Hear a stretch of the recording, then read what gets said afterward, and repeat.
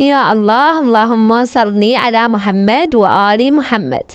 أهلا وسهلا متابعاتي، شخباركم؟ إن شاء الله يا رب زينين. اليوم تصويرنا كلش حلو، أجواء كربلاء، وسويت حلاوة شوكولاتية دزيتها للموكب يمنا، وإن شاء الله فد يوم أنزلكم طريقة الحلاوة الشوكولاتية، طلعت خرافية كلش طيبة. احنا رحنا كربلاء وكانت الأجواء روعة وخيال فوق الخيال، يعني الأجواء كلش حلوة بمحرة. وانطلقنا الصبح، وصلنا الإمام علي تقريبا بالتسع. هنا وصلنا الإمام علي، كانت تحضيرات، أجواء روحانية، بس حكي بيناتنا بنات كربلاء سبحان الله، يعني وحشة رغم بيها مواكب وهاي، مو نفس كل مرة من نروح بالأيام العادية وتحسين فرحة وبهجة.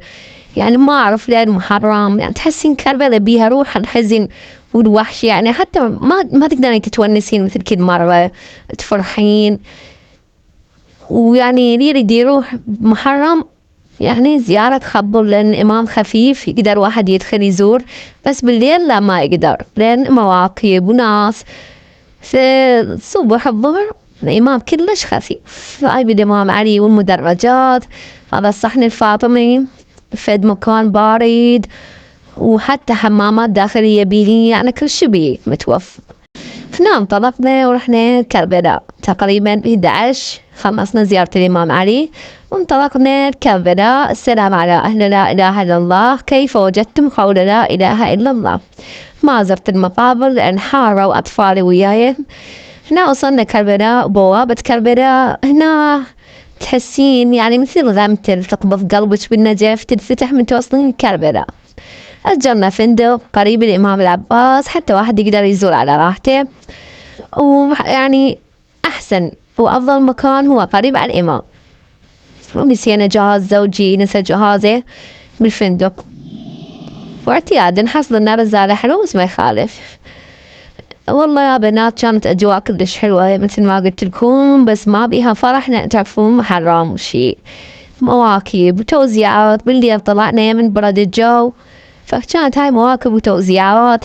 فاني جهازي مو كلش يعني يصور وتطلع الأجواء شلون. إن شاء الله يا رب أغيره غير جهاز. أريدكم تنصحوني بجهاز زين عدل آيفون، يعني الآيفون ما أخذ آيفون لأن غالي تلفون. إن شاء الله يا رب العودة. وهنا رحنا للسوق العصري، بس ما قدرت يعني أصور هواي، مكان مزدحم كلش، يعني هواي ناس، يعني حرام علي أطلع البنات وياي لأن ما حد يقبل واحد مثل غيره يصوره. فكان القوم كلش حلو بس فارغ، يعني ما بيه هواي ناس. فزرنا وثاني يوم ودعنا الإمام ورجعنا بخير وسلامة. إن شاء الله يا رب يحقق أمنياتنا وأمنياتكم. وأي شي حابين أنزلكم عليه روتين قولولي، إن شاء الله الله وأهل البيت يحققون الأماني.